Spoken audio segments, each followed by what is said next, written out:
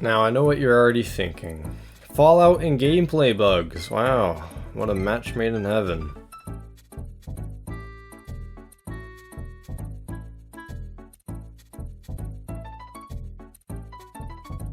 But I'm not here to talk about those bugs today. I'm here to talk about these bugs.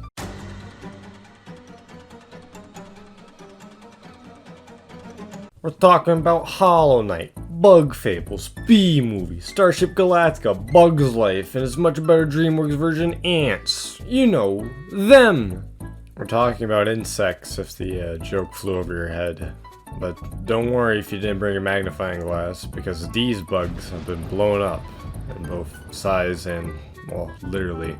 When the nuclear bombs dropped in the world of Fallout, all manner of mutations occurred in the surviving species. And dumbass me thought the world's largest class of animals would somehow be the least affected by all that. Insects are classified by having an exoskeleton, a 3-part body composed of a head, thorax, and abdomen, 6 legs, compound eyes, and a set of antennae. Despite the clear classification, however, I still added a small handful of irradiated critters that aren't actually insects, stuff like centipedes and leeches. Admittedly, however, I did not add rad scorpions, simply due to the sheer amount of lore within them, which is enough to warrant their own special video.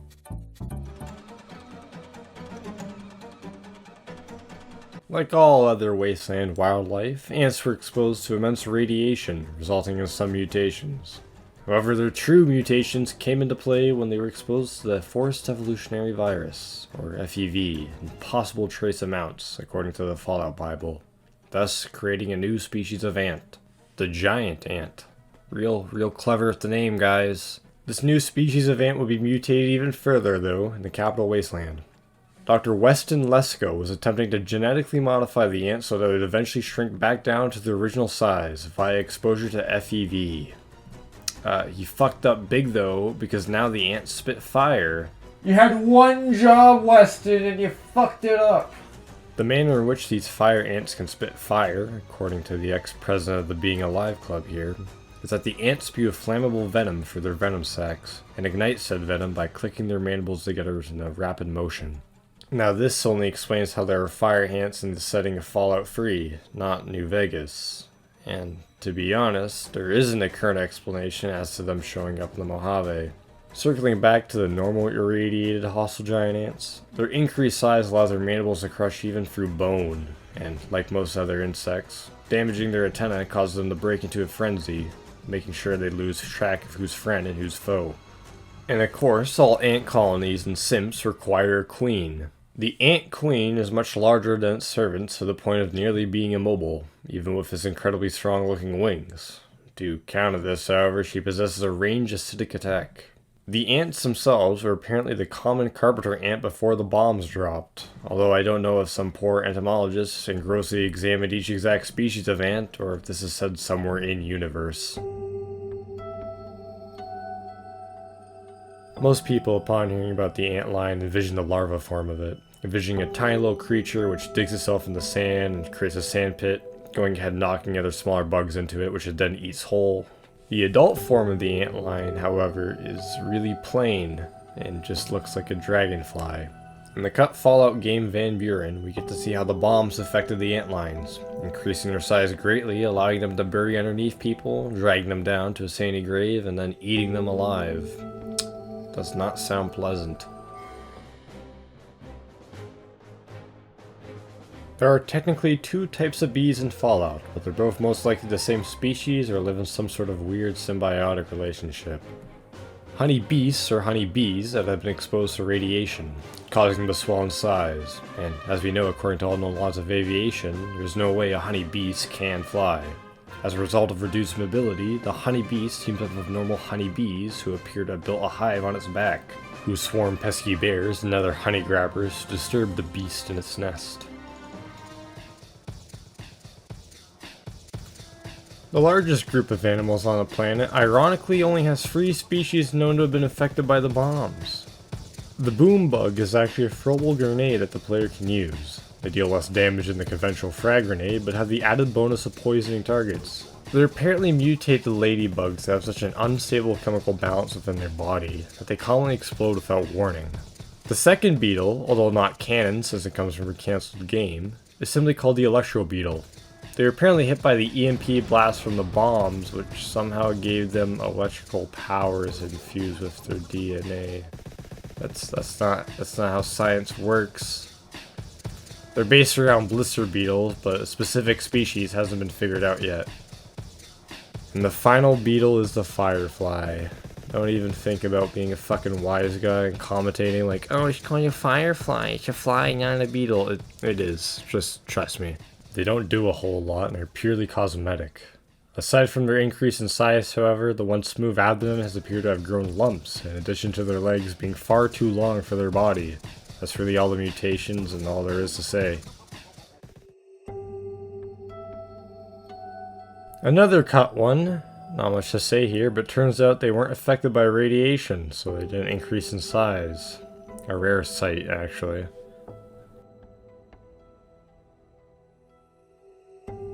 Yes, the common cockroach. Now more commonly known as the radroach. They're incredibly weak, but their sheer size and numbers may overcome some weak, crippled, frail loser. They still possess wings, but aren't incapable of flight, using them to intimidate people, I guess. More likely they're communicating with one another. The common bell cricket can commonly be heard in ambience, but not seen in most Fallout games. It's kind of boring to just hear something and never actually see it. Just like the voices. Thankfully, the Nuke World DLC brought forth cave crickets. Most likely mutated by radiation, cave crickets are capable of jumping massive distances to catch prey. Also, yeah, prey. They're carnivorous now. Just fucking tremendous. They charge foes with their massive horn while also snapping away with their mandibles. Their onslaught of attacks is actually paired off nicely with a decent defense overall, being resistant to most firearms, including energy weapons. Infected with FEV, the Flatworms soon transformed to floaters and fought alongside super mutants in the Master in Fallout 1. The appearance of these floaters is kind of hard to describe, like, just look at this diagram. Where does it stop? Where does it end? It's just a monstrosity of flesh, really. Despite the awkward appearance, however, floaters are quite agile, floating over rough terrain with ease, hence the name. They lack a brain, however, much like people who think international murder is somehow a war crime, and instead have a ganglia, a collection of neural nerves that gives them the most basic of intelligence, like who's friend and who's foe. Floaters reappear in Fallout 76, which takes place in the Appalachian region, with a vastly different appearance. Actually taking 3 different appearances this time, all based around their elemental abilities. Red ones are flamers and spew fire, blue ones are freezers and spew ice, and finally green ones are called ganashers, and they really just drop the ball in the last name. They spit acid. They're not called acidics or something like that. Anyways, their biology is vastly different as well. The float stack has moved to their quote-unquote heads, which is also filled with gases, and are now much more vertical. Their origins, however, aren't as well known. They're presumably associated with the super mutants found in Huntersville, where the nearby river was purposely contaminated with FEV. Most flies seem to have been unaffected by the bombs dropping, as they can still be seen flying around meat piles and dead bodies. But there's always an exception. Bloat flies are, well, I guess bloated flies, or horse flies, depending on which Bethesda game you believe in more. They no longer feed on decaying materials, but have now turned to be predators. They don't suck at that whatsoever. Trust me, they are the most dangerous creature out here in this post-apocalyptic world. The way these creatures hunt is truly terrifying too, by shooting out as unborn babies as projectiles and then injecting the target with neurotoxins. This is like some Aztec logic going on here. Kill the babies to have more babies. Just doesn't make sense. This method of hunting apparently works well on large targets, but doesn't work well against a large target like a human, according to the exact same terminal entry. Maybe humans naturally resist the toxins, or maybe Bethesda just can't write lore. Take your pick. Measuring about 2 meters in size, these leeches would have been large enough to suck the blood out of the super mutant. Was that it? I thought there was more. I thought, like, The Leeches were like the dark ones, like most powerful enemies in the universe, destroyer of all life. No, that's it. That's all we got. Based on the uncommon European mantis, which can also be found in North America for some reason, there are two types of giant mantis found within the wastes. The California mantids are a result of radiation and FEV exposure, but the mantids found within the Mojave wastelands are much more unique, being a direct creation from a failed Vault-Tec experiment from Vault 22. Vault 22 was a vault that was specialized in testing botany, trying to solve world hunger and other beauty pageant answers. To fight against pests that would mess with the plants, however, mantises were produced, as they would not only eat any unwanted insects on the plants, but cannibalize each other to prevent overpopulation. Of course, Vault-Tec is Vault-Tec, so the mantises grew giant and soon became the most successful creature in the Mojave.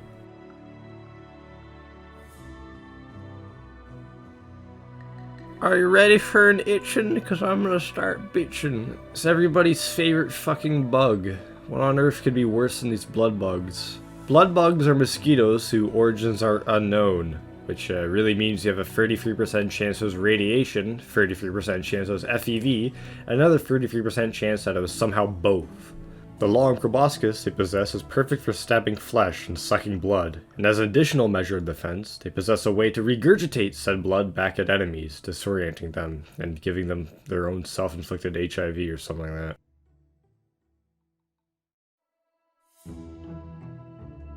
Not much to say about this mollusk, except that it isn't minuscule and minute, nor moving marginally. Giant slugs are apparently going to be rather fast, according to the small snippet of info talking about them.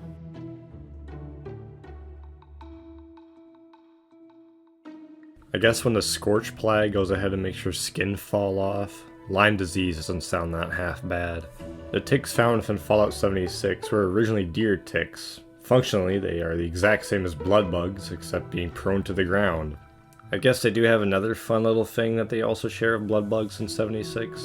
They can cause a disease called parasites, which slowly drains food.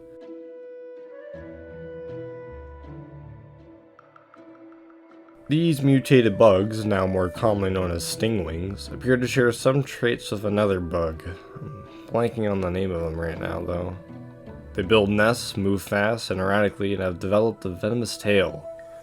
Sounds dandy and all, but I swear I've heard these traits elsewhere.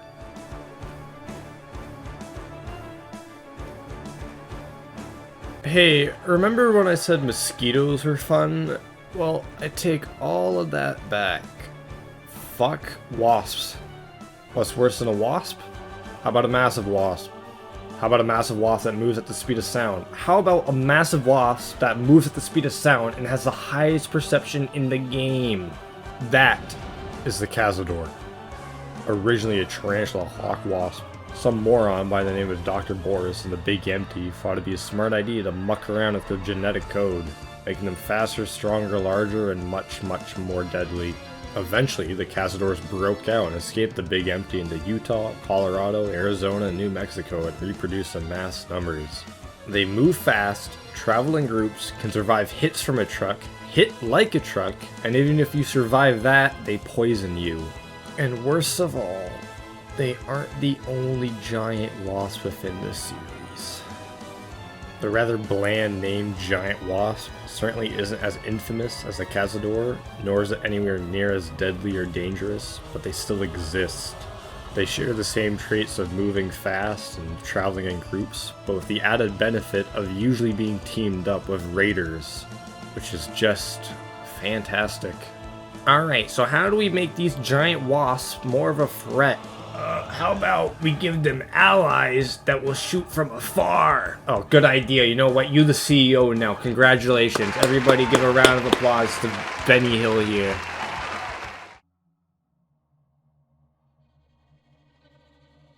While all the modified insects I mentioned prior clearly have some real-life basis or inspiration for their creation, I can't say the same for the radbug, which is without a doubt the most simple yet strangest creature on the list. Its description is simply put, a bug mutated by radiation. Hence the simple name, an unsimple design. Don't get me wrong, first glance, this thing looks simple. Nice simple black body. And then we look into the details. We get knife-like legs akin to a scorpion, and the abdomen is more like a tail with how stretched out it is, but there isn't a sting or anything on it. And then the head. It's just pure nightmare fuel, really. Bulging fish-like eyes and a mouth with human-like teeth on a bug, nonetheless. And then there are variants of this bug that have been exposed to FEV, which have encased webbing around them to protect themselves from ballistic weapons. I apologize to anyone with entophobia, by the way, especially with that last entry. But really, what were you expecting with a title and thumbnail like this? Like walruses or something? And I hate to do this because it always comes off as so needy, and I don't like bugging people. Alright. Hey, listen, I went the entire video without using that simple pun, and we're like a minute to go, and alright? Get off my back. If you genuinely enjoy the content I make and feel I genuinely deserve your time watching it, be it the iceberg videos or the TF2 ones or the one-off lore videos, do share it. I feel kind of guilty for saying it, and I don't want to sound like some obnoxious, cringy, calling Among Us imposter at 3 a.m. Please like, share, and subscribe, or else you'll never see your family again kind of guy. But I do genuinely want to see this community grow. My favorite part of all this so far has been reading people's comments who have learned something new about their favorite games. So feel free to share this channel to your friends and your family, only if you genuinely believe that I've earned it and worked hard to achieve it, to help, let this channel community grow more and more. But don't be super upfront about it, like, hey, check out this guy, because nobody likes those people. I'm gonna be straight honest to you. Even if this was my own channel, you came up to me saying, check out this guy I found, and it was me, and you said, isn't he the greatest? I would hate you, and I would hate myself. So don't do that. Please. Be sly about it. Say, look at this. This fucking moron just talked about fictional bugs like a madman for a near hour. Reverse clickbait them. Don't be all uppity about it in their face. Also, hello to people who have been reverse clickbait. Ignore that. Nothing has happened. This is not a setup. But if it were, we got you fucking good. Don't feel too bad though, because there will always be next time.